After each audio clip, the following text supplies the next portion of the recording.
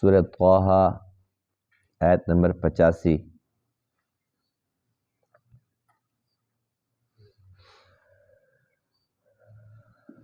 اعوذ باللہ من الشیطان الرجیم،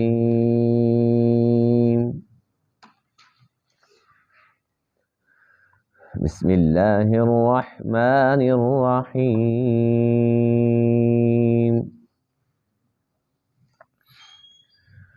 فرجع موسى إلى قومه غضبان أسفا قال يا قوم ألم يعدكم ربكم وعدا حسنا أفطال عليكم العهد أم أردتم أن يحل عليكم غضب من ربكم فأخلفتم موعدي قالوا ما أخلفنا موعدك بملكنا ولكننا حملنا أوزارا من زينة القوم فقذفناها فكذلك ألقى السامري فأخرج لهم عجلا جسدا له خوار فقالوا هذا إلهكم وإله موسى فنسي أفلا يرون ألا يرجع إليهم قولا ولا يملك لهم ضرا ولا نفعا۔ صدق اللہ العظیم۔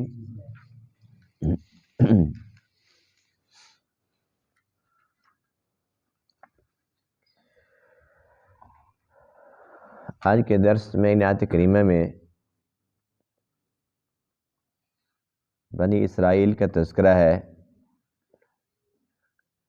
جو حضرت موسیٰ علیہ السلام کے کوہ طور پر جانے کے بعد جس آزمائش کے اندر وہ مبتلا ہوئے اور بہت بڑا گناہ، بلکہ سب سے بڑا گناہ شرک، وہ ان سے سرزد ہو گیا۔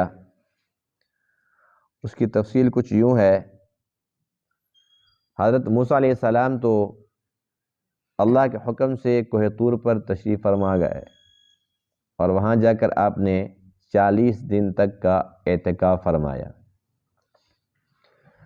اللہ تعالیٰ نے اسی دوران ہی موسیٰ علیہ السلام کو بتلا دیا کہ جو آپ کی قوم ہے بنی اسرائیل، وہ ایک آزمائش کے اندر، ایک فتنے کے اندر مبتلا ہو گئی ہے اور سامری نے ان کو گمراہ کر دیا ہے۔ کچھ باتیں تو پہلے پتہ چل گئی تھی۔ سامری نے کیا کام کیا؟ اس کم وقت نے، یہ بڑا شیطان قسم کا انسان تھا، بڑا شرارتی تھا، یہ سنارے کا کام کرتا تھا۔ اس نے سارے کے سارے زیور اکٹھے کیے اور ان زیورات کو اکٹھا کر کے سونے کو پگھلا کے اس میں سے ایک بچڑا نکال لیا، یعنی کہ بچڑے کا مجسمہ بنا دیا۔ اور حیران کن بات یہ تھی کہ وہ تھا اگرچہ سونے کا، لیکن آواز ایسا نکالتا تھا جیسے حقیقی بچڑا ہوتا ہے۔ جیسے اس نے آواز نکالنا شروع کی تو اس پر جو بنی اسرائیل میں سے کمزور ذہن کے سمجھ لیں، کم عقل سمجھ لیں، کچے ایمان کے سمجھ لیں، وہ کہنے لگے بھئی الہ تو ہمارا یہ ہے، موسیٰ کس الہ کے پاس چلا گیا ہے؟ یہ تو موسیٰ تو بھول گیا، الہ تو ہمارے پاس ہے، وہ تو بول رہا ہے۔ کیونکہ ان لوگوں نے یہ دیکھ رکھا تھا کہ کچھ لوگ مورتیاں بناتے ہیں،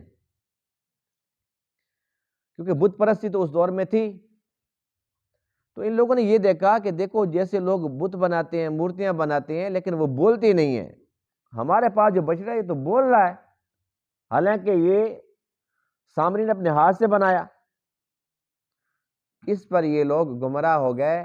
گمراہ کرنے والا وہی سامری تھا، اور بنی اسرائیل کے اکثر لوگ ایسے تھے جو اس گناہ کے اندر مبتلا ہو گئے، ان سے شرک ہو گیا۔ نہ صرف یہ کہ خود شرک کیا، بلکہ موسیٰ علیہ السلام کے بارے میں بھی عجیب قسم کی باتیں کہ موسیٰ کو تو اتنا بھی پتہ نہیں ہے، کہتے ہیں میں اللہ کے ساتھ بات کرنے جا رہا ہوں، اللہ کا حکم ہے کہ کوئی طور پر چلے جاؤ، وہاں پر تم 40 دن کا اعتکاف کرو، میں تمہیں تورات دوں گا۔ الہ تو یہاں پر ہے، وہ کس الہ کے پاس گیا ہے؟ تورات کون سا الہ اس کو دے گا؟ اللہ فرماتے ہیں کہ ان کم بختوں سے یہ پوچھو، ٹھیک ہے یہ بچڑا ہے، آواز اصل بچڑے جیسے نکال رہا ہے، کیا یہ تمہاری بات کا جواب دیتا ہے؟ تمہاری بات سنتا ہے، اس کا جواب دیتا ہے؟ یہ تمہارے نفع نقصان کا مالک ہے؟ کچھ بھی نہیں ہے۔ آواز اگر نکال بھی دی ہے تو اس کا کیا مطلب ہے کہ جو آواز نکالے وہ تمہارا الہ ہے؟ اس کا مطلب تو یہ ہوا کہ یہ تو سونے کا بچڑا ہے، نقلی ہے، آواز اصلی ہے۔ اگر تم حقیقی بچڑا دیکھ لو تو وہ تو تمہارا ویسے الہ بن جائے گا۔ تو یہ بے وقوف لوگ تھے۔ موسیٰ علیہ السلام جب واپس تشریف لائے تو آپ بہت زیادہ غضبناک ہوئے، آپ نے بہت زیادہ ڈانٹا ان لوگوں کو، فرمایا کہ یہ بتاؤ کہ میں کوئی سالوں سال چلا گیا تھا دور، کتنے دن کی بات ہے؟ چند دنوں کی بات تھی، اتنی لمبی تو مدت بھی نہیں گزری کہ میرے بعد تم نے یہ نیا کام شروع کر دیا۔ اور موسیٰ علیہ السلام نے فرمایا کیا تم یہ چاہتے ہو کہ اللہ تعالیٰ کا تمہارے پر غضب اترے؟ اللہ نے پہلے خبردار فرما دیا تھا کہ ایسا کام نہ کرنا، فَيَحِلَّ عَلَيْكُمْ غَضَبٌ مِّن رَّبِّ، ایسا نہ ہو کہ پھر تمہارے پر کوئی اللہ تعالیٰ کی طرف سے غضب اترے۔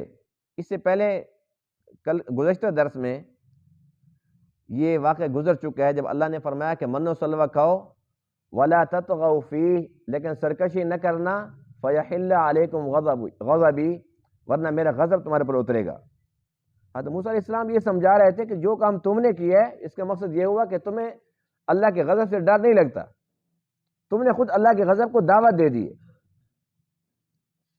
تو ان لوگوں نے یہ کہا اے موسیٰ بات یہ ہے کہ ہم نے یہ کام جان بوجھ کر کیا نہیں ہے، بس ہم تو دیکھ رہے تھے کہ یہ سامری زیورات کو اکٹھا کر کے اس میں سے یہ بچڑا بنا رہا تھا، جب وہ بن گیا اچانک اس نے آوازیں نکالنا شروع کر دی، بس پھر ہم بھول گئے، ہم سے غلطی ہو گئی۔ بہرحال یہ ساری کی ساری باتیں جب ہو گئی تو اس کے بعد موسیٰ علیہ السلام حضرت ہارون کے ساتھ الجھ پڑے کہ آپ میرے نائب تھے، آپ اللہ کے نبی ہو، اور آپ کی ذمہ داری کے اندر بنی اسرائیل کو دے کے گیا تھا، آپ نے کیا کام کیے؟ اس کی پوری تفسیر انشاءاللہ کل کے درس میں ہوگی، اس کا ترجمہ دیکھیے۔ فرجع موسیٰ الی قومہ، پس لوٹے موسیٰ علیہ السلام اپنی قوم کی طرف، غضبانہ، غصے کی حالت میں، اسفا، اور افسوس کرتے ہوئے، غصہ بھی تھا افسوس بھی تھا۔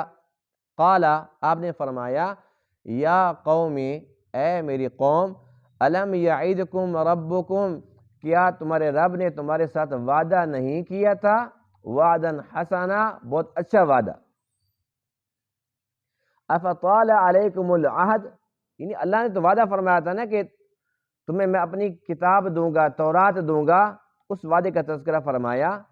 افطال علیکم العہد، کیا تمہارے اوپر یہ مدت دراز ہو گئی تھی، زیادہ وقت گزر گیا تھا؟ ام اردتم، یا تم نے خود ارادہ کر لیا تھا، ان یحل علیکم غضب من ربکم، کہ اترے تمہارے اوپر تمہارے رب کا غضب۔ فاخلفتم موعدی، بس تم نے خلاف ورزی کی میرے وعدے کی۔ قالو، ان لوگوں نے جواب دیا، ما اخلفنا موعدک، ہم نے تیرے وعدے کے خلاف نہیں کیا، بملکنا، اپنے اختیار سے، ان کے جان بوجھ کر نہیں کیا، ولکننا حملنا، اور لیکن ہم اٹھائے گئے، اوزارا من زینت القوم، قوم کی زینت کے سامان، یعنی کہ جو زیورات تھے وہ چونکہ ہمارے پاس پہلے سے موجود تھے، فقذفناہا، پس ہم نے ان کو پھینک دیا تھا، ہم نے انہیں پھینک دیا۔ فَكَذَلِكَ أَلْقَى السَّامِرِيُّ، اسی طرح ڈال دیا سامری نے بھی، جو اس کے پاس زیور تھے اس نے بھی پھینک دیے، جو ہمارے پاس تھے ہم نے بھی پھینک دیے، اس کے بعد پھر اس نے وہاں سے جا کر سارے اکٹھے کر لیے، فَأَخْرَجَ لَهُمْ عِجْلًا، بس نکال دیا ان کے لیے اس نے ایک بچڑا، جسدن، جو ایک جسم تھا، لہو خوارن، اس کی آواز تھی بالکل اصل بچڑے والی، فقالوا، پس وہ لوگ کہنے لگے، ھذا الہکم، یہ تمہارا الہ ہے، وَإِلَٰهُ موسیٰ، اور موسیٰ کا بھی الہ ہے، فنسیا، موسیٰ تو بھول گیا، وہ کہاں چلا گیا؟ اللہ فرماتے ہیں افلا یرون، کیا پس وہ دیکھتے نہیں، اللہ یرجع الیہم قولا، کہ وہ بچڑا ان کی طرف لوٹاتا نہیں بات کو، یعنی کہ ان کی بات کا جواب نہیں دے سکتا، ولا یملک لہم، اور نہیں مالک ان کے لیے، ضرا ولا نفعا، نقصان کا اور نہ نفع کا۔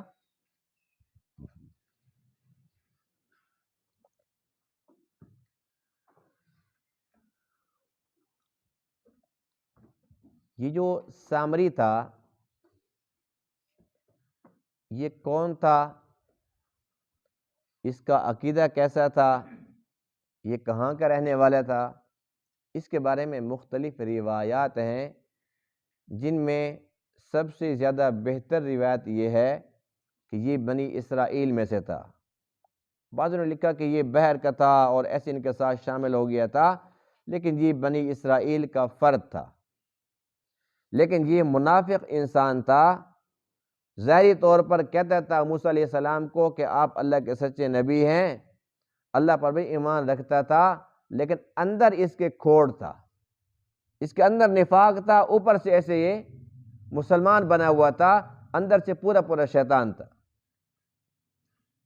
لیکن بہرحال اب چونکہ منافق تھا اور بنی اسرائیل کے اندر سارے لوگ مسلمان تھے، ان کے ساتھ یہ خلط ملط ہو کے، یوں سمجھ لیں کہ جس طریقے سے ابلیس وہ تھا تو جنات میں سے، لیکن وہ فرشتوں کے ساتھ ایسے خلط ملط، ان کے ساتھ بالکل میل جول ایسے تھا کہ پتہ نہیں چلتا تھا کہ یہ جنات میں سے ہے کہ یہ فرشتوں میں سے ہے۔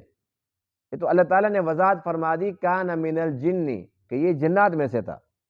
ففسق عن امر ربہ، اس نے اپنے رب کے امر کی مخالفت کی۔ تو اسی طریقے سے یہ جو سامری تھا یہ بنی اسرائیل میں سے تھا یہ منافق، لیکن مسلمانوں کے اندر یہ ایسے ملا ہوا تھا، اور اس کا اصل نام سامری نہیں ہے، اس کا اصل نام موسیٰ ہے۔ یہ بھی حیرت کی بات ہے کہ اس کا نام بھی موسیٰ ہے۔ حضرت موسیٰ علیہ السلام کے والد کا نام تھا عمران۔ کیا نام تھا؟ موسیٰ بن عمران۔ اور جو یہ والا موسیٰ تھا اس کے والد کا نام تھا ظفر، موسیٰ بن ظفر۔ اور یہ اسی دور کے اندر پیدا ہوا جب فرعون اپنی بادشاہت کے خاتمے کے ڈر سے بچوں کو قتل کرا رہا تھا۔ اللہ تعالیٰ نے اپنی قدرت دکھائی، موسیٰ علیہ السلام کو فرعون کے گھر بھیج دیا، ان کی پرورش وہاں پر ہوئی، وہ اس طریقے سے محفوظ ہو گئے۔ یہ موسیٰ بن ظفر جب پیدا ہوا، اس کی ماں نے سوچا کہ میں کیا کروں، اس کو اگر میں ظاہر کر دوں تو اس کو بھی قتل کر دیا جائے گا۔ اس نے کیا کیا کہ ایک غار کے اندر جا کر اس کو آرام سے رکھ دیا، اور پھر وہ کہنے لگی ہو سکتا ہے مرنا تو ہے ہی، اگر اس کو ظاہر کروں تو 100% موت ہے، لیکن یہاں پر چانس ہے، ہو سکتا ہے کوئی قافلہ آئے لے کر چلا جائے، ہو سکتا ہے کسی ایسے بندے کے پاس چلا جائے اس کو وہ چھپا لے، تو میرا بچہ کم سے کم یہ کہ مرے گا تو نہیں۔ اللہ کی شان دیکھیے، یہ جب وہاں پر چھوڑ کر آ گئی، اللہ تعالیٰ نے جبرائیل کو بھیجا کہ جاؤ اس کو خوراک دے کے آؤ۔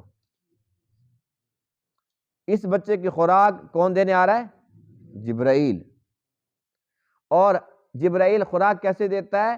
ایک انگلی، اپنی مبارک انگلی اس کے منہ کے اندر جیسے ڈالتا ہے، یہ چوستا ہے تو اس میں سے دودھ نکلتا ہے، پھر اس کے بعد وہ نکال کے دوسری انگلی اس کے منہ میں دیتا ہے، اس میں سے شہد نکلتا ہے۔ دودھ اور شہد، وہ بھی کس فرشتے کے ہاتھ سے؟ جو تمام فرشتوں کا سردار ہے۔ اب وہ خوراک دے کے فرشتہ تو چلا جاتا تھا، چپکے سے پھر اس کی ماں دیکھتی تھی، ابھی تو پڑا ہوا ہے، مرا بھی نہیں ہے، یہ تو ٹھیک ٹھاک ہے۔ وہ آتی تھی اس طریقے سے دیکھ کے اور پھر چلی جاتی تھی، اور اس کو چونکہ خوراک اچھی مل رہی تھی، یہ پھلتا پھولتا بھی تھا، روتا پیٹتا بھی نہیں تھا، کسی کو کانوں کان خبر بھی نہیں ہوئی۔ جبرائیل کی جب دودھ اور شہد اس کے ہاتھ سے پیے گا تو ظاہر سی بات ہے پھر اس کو سکون تو ملنا تھا، اور اصل تو اللہ تعالیٰ کی قدرت تھی، اللہ نے اس کو پردے میں رکھنا تھا، اس کو بڑا کرنا تھا، بنی اسرائیل کی آزمائش کا ذریعہ بنانا تھا کہ یہ گمراہ، یہ شیطان بنے گا اور یہ بنی اسرائیل کو گمراہ کرے گا، اور پھر قرآن کا اس کا تذکرہ ہوگا کہ کیسا یہ شیطان انسان تھا۔ اب یہ بڑا ہو گیا، بچ گیا، اس کو کسی نے بھی قتل نہیں کیا۔ اس کے بعد پھر جب اس کی ماں نے دیکھا کہ اب تو بڑا ہو گیا ہے، اس عمر سے نکل گیا، اس کے بعد اپنے پاس لے آئی، یوں اپنے گھر کے اندر واپس آ گیا، بڑے ہوتے ہوتے ہوتے اس مقام پر پہنچ گیا کہ بنی اسرائیل کے افراد کے اندر شامل ہو گیا، اور جب موسیٰ علیہ السلام پر وہ لوگ ایمان لائے تو یہ ایمان لانے والوں کے اندر بھی شامل تھا، اگرچہ تھا منافق۔ اب اللہ تعالیٰ کی قدرت دیکھیے کہ جو کافر کے گھر پلتا ہے، جو کافر کے رزق سے پلتا ہے، وہ اللہ کا نبی بنتا ہے موسیٰ علیہ السلام، اور یہ موسیٰ بن ظفر جو جبرائیل کے ہاتھ سے خوراک لیتا ہے، یہ بنتا ہے شیطان، یہ بنتا ہے جادوگر، یہ بنتا ہے منافق۔ اللہ اپنی قدرت دکھا رہا ہے، جو میں چاہتا ہوں کر کے دکھاتا ہوں۔ اب ہوا یہ کہ جب موسیٰ علیہ السلام کوہ طور پر چلے گئے، آپ تو اعتکاف کے لیے چلے گئے تھے، پیچھے ذمہ داری کس کی تھی؟ ہارون علیہ السلام کی۔ اب ان لوگوں کے پاس کافی سارے زیورات تھے۔ زیورات کیوں تھے اس کی تفصیل کچھ درس قبل گزر چکی ہے کہ جب یہ لوگ وہاں سے نکلنے لگے تو انہوں نے فرعونیوں سے وہ مانگ لیے تھے کہ ہم جا رہے ہیں کسی فنکشن کے لیے تو اپنے زیور تو دے دو، تو کافی سارا سونا ان کے پاس تھا۔ جب وہ سارے کے سارے لوگ ہلاک ہو گئے، اب یہ ان کے پاس جو زیورات تھے، یہ یوں سمجھ لو کہ ان کے پاس مال غنیمت تھا۔ مال غنیمت پہلے امتوں کے لیے اس کا استعمال جائز نہیں تھا۔ اللہ تعالیٰ کا کرم اس امت پر ہے، اس کے محبوب کے صدقے سے اس امت کے اللہ کیا فرماتے ہیں کہ تم کھاؤ پیو، ہم تو قربانی کرتے ہیں، اس کا گوشت ہم خود کھا جاتے ہیں، مال غنیمت حلال ہے، ہم اس کو استعمال کر سکتے ہیں۔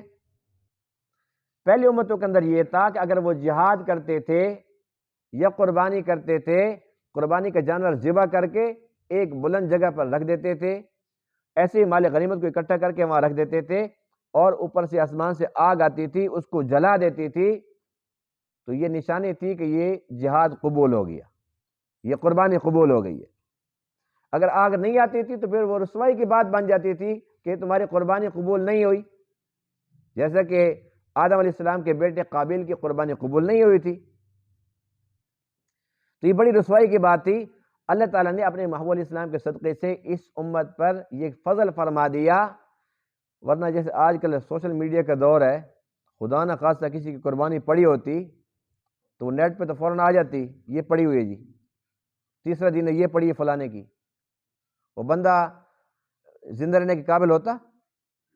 اللہ نے فضل فرما دیا کہ جس نے بھی کی وہ بھی مطمئن ہے اور پورا محلہ مطمئن ہے، اللہ کو پتہ ہے قبول ہوئی ہے کہ نہیں ہوئی، اللہ کے رحمت سے امید بھی ہے کہ وہ قبول ہو جاتی ہے۔ بہرحال تو میں عرض یہ کر رہا تھا کہ پہلی امتوں کے اندر چونکہ مال غنیمت کا استعمال جائز نہیں تھا، ان کے لیے وہ حلال نہیں تھا، اس لیے سونے کے زیورات ان لوگوں نے از خود پھینک دیے، فَقَذَفْنَاهَا، ہم نے ان کو پھینک دیا، فَكَذَلِكَ أَلْقَى السَّامِرِيُّ، ایسے ہی سامری نے کے اندر پھینک دیا، سامری اس نے بھی پھینک دیا، سب نے پھینک دیے۔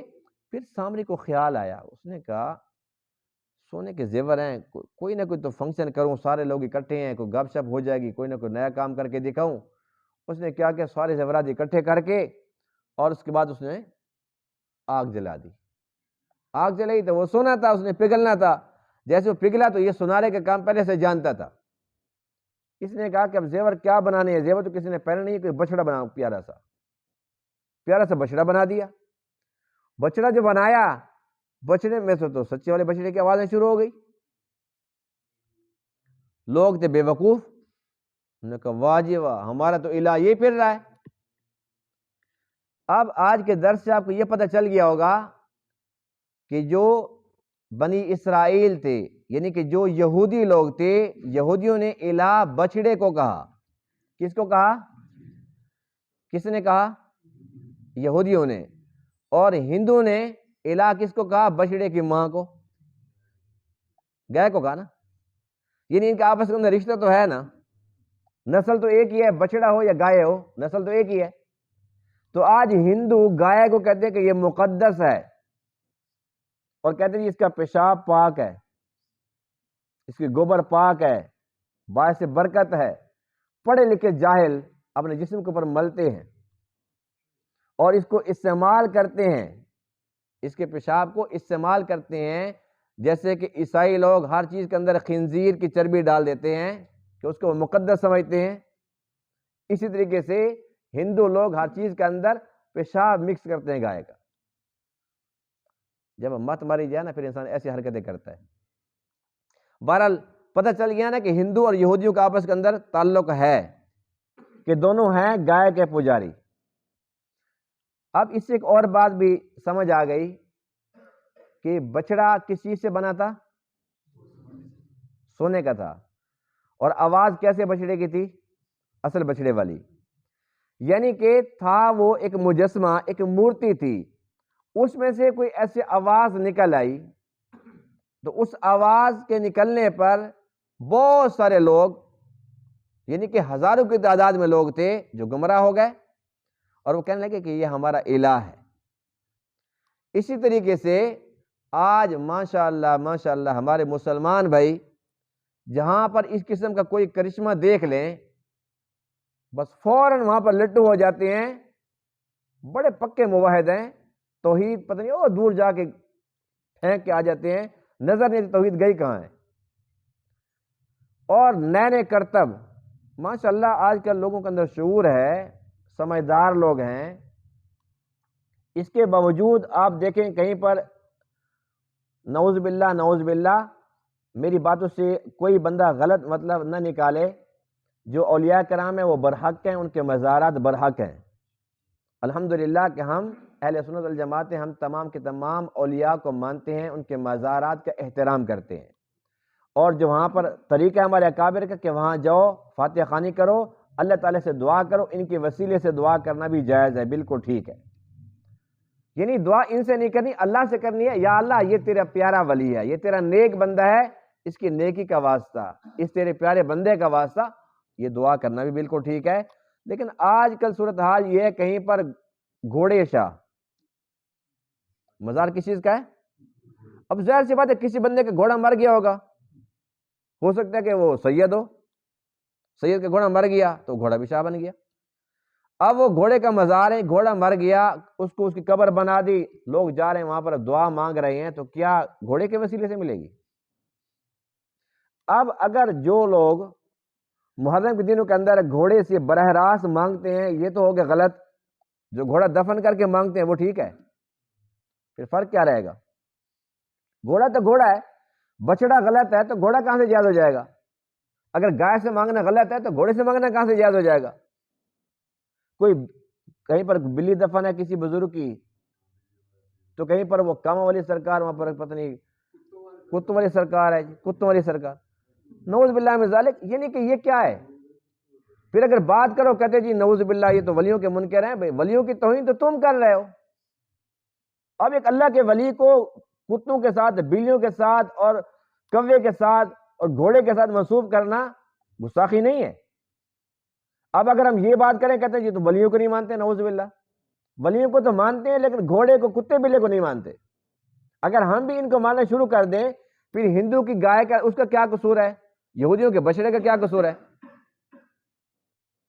تو آج کا صورتحال یہی ہے. اور ایک پتے کی بات بتاؤں، آج کل کوئی جگہ اچھی نظر آ جائے نا کسی بندے کو، اور مسلمان ماشاءاللہ کوئی اتنے بھولے بالے بھی نہیں ہیں جتنے ہم سمجھتے ہیں، کوئی اچھی سی مرکزی جگہ نظر آ جائے نا تو وہاں پر قبضہ کرنا تو بڑا مشکل کام ہوتا ہے. آہستہ آہستہ 2-4 اینٹیں رکھیں گے پہلے، اس کے بعد تھوڑی سی مٹی، اچانک پھر وہ تھوڑی تھوڑی نا مٹی اٹھنا شروع ہو جائے گی، وہ تو قبر ظاہر ہو گئی ہے. پھر اس کے اوپر وہ جھنڈا لگا دیں گے. جب جھنڈا لگ گیا اور مٹی کی ڈھیری بھی لگ گئی، وہ مٹی کی ڈھیری نہیں رہی، وہ بابرکت بن گئی ہے. اس کے بعد اگر کسی بندے نے اس جگہ پر ایک اینٹ اکھاڑ دی فوراً پھر اس کے بعد پھر لاٹھی ڈنڈے لے کے لوگ نکل پڑیں گے. اور بھائی تم تو ولیوں کے گستاخ ہو, ولیوں کے منکر ہو, تم نے بازار توڑ دیا, یہ تو فلاں بزرگ کا تھا.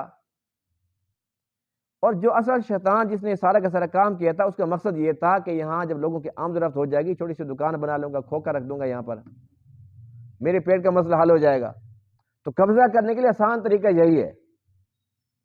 اب ایک حکومت کی جگہ پڑی ہوتی ہے, وہاں پر لوگ کیا کرتے ہیں, ایک خالی جا کے نا پرانا مصلی رکھ دیتے ہیں. پہلے مسجد نہیں بنائیں گے, پہلے ایسے خالی مصلی رکھ دیں گے پہلے, پھر اس کے بعد دوسرا بندہ آگے ایک اور رکھ دے گا. اب 2-3 مصلی ہو جائیں گے.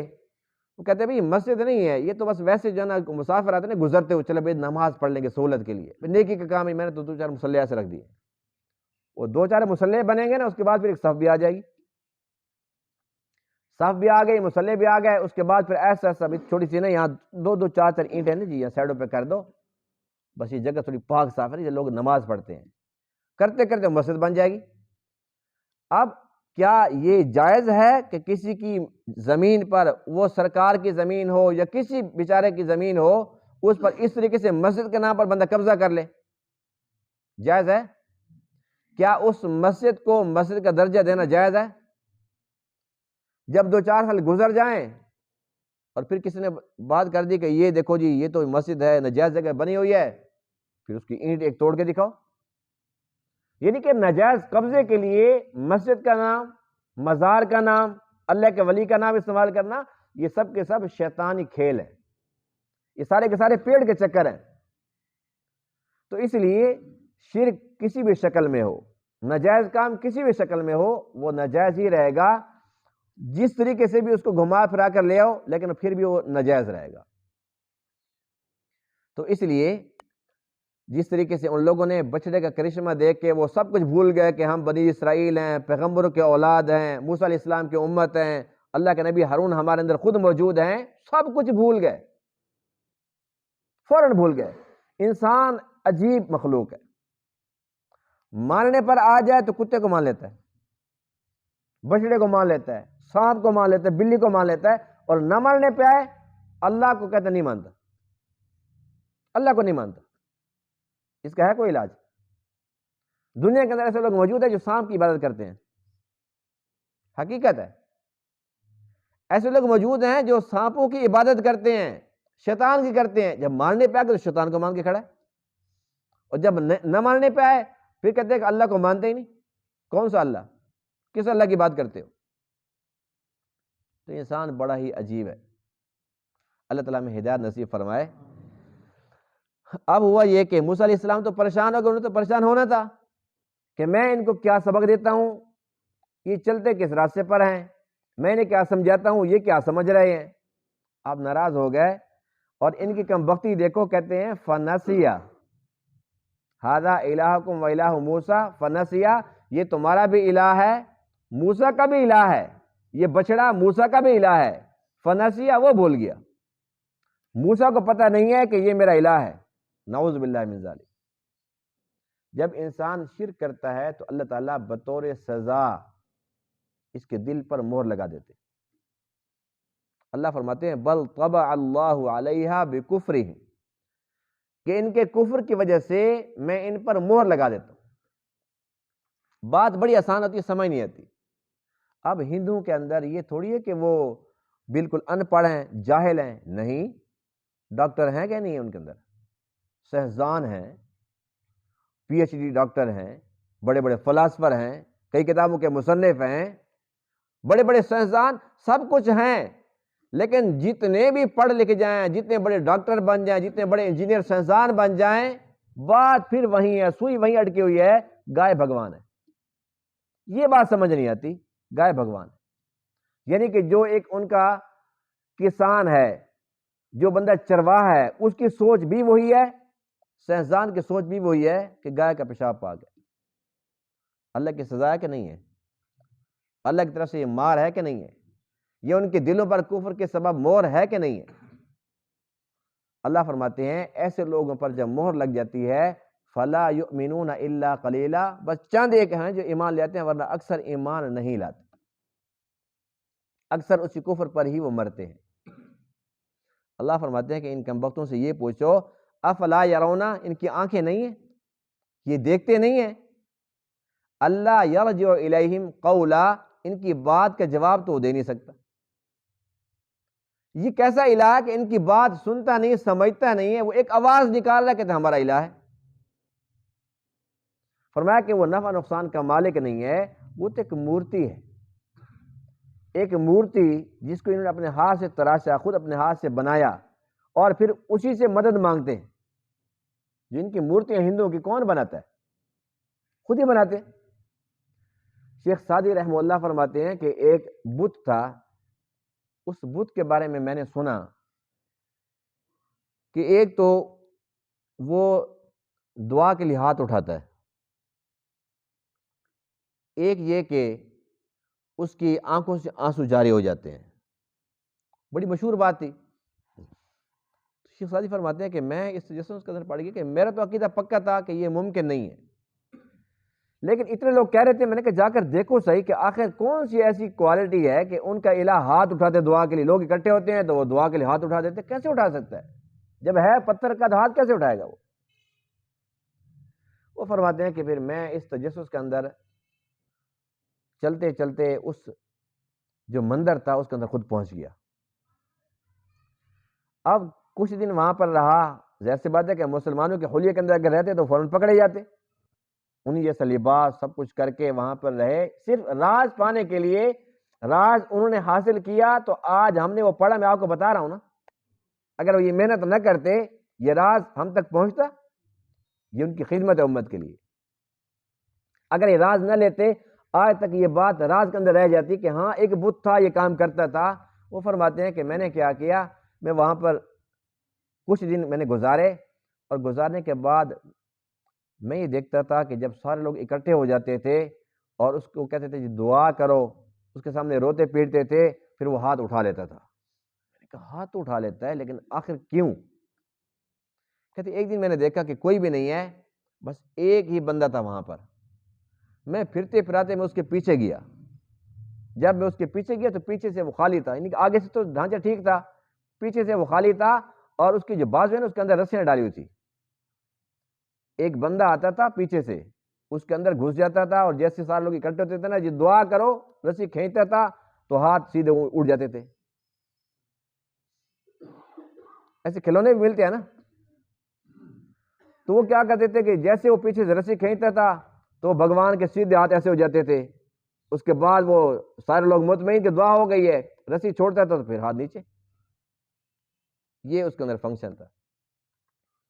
شیخ سعدی فرماتے ہیں کہ پھر اس بندے نے مجھے دیکھ لیا، جو بندہ تھا وہاں اس نے دیکھ لیا کہ اس بندے کے پاس یہ راز آ گئی ہے، ظاہر سی بات ہے کہ پھر وہ چھوڑتا۔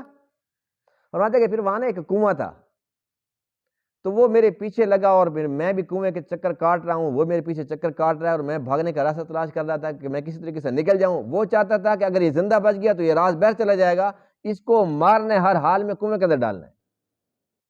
فرماتے ہیں کہ بس پھر اللہ تعالیٰ نے میری دستگیری فرمائی، کیونکہ میری تو نیت صاف تھی، میں چاہتا تھا کہ میں مسلمانوں تک یہ راز پہنچاؤں تاکہ کوئی بندہ گمراہ نہ ہو۔ فرماتے ہیں کہ بس ایسے پھر رہے تھے، اچانک وہ میرے جیسے قریب آیا، اس کو دھکا دیا، وہ خود نیچے گر گیا۔ جو جس کے لیے گڑھا کھودتا ہے خود اس میں گرتا ہے۔ وہ گرا، فرماتے ہیں اس کے بعد پھر میں نے کہا کہ یہاں سے بھاگنے میں عافیت ہے۔ تو بات یہ ہے کہ جو مورتی ہے اس کے اندر کوئی کرشمہ ممکن ہے نہیں۔ اب کیا یہ لکشمی دیوی ہے، یہ ان کو لکشمی دیتی ہے؟ کتنی حماقت اور جہالت ہے جی،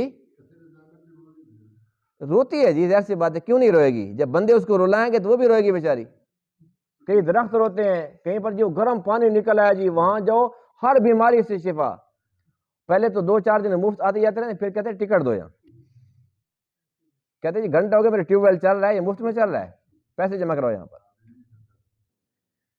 کراچی کے اندر ہے وہ منگو پیر، وہاں بھی گرم چشمہ ہے، اتنا کڑوا پانی ہے کہ بندہ پی نہیں سکتا، لیکن بڑے شوق سے لوگ وہاں پر جا کے نہاتے ہیں، اس کے پیسے دیتے ہیں، خارش کا علاج ہے۔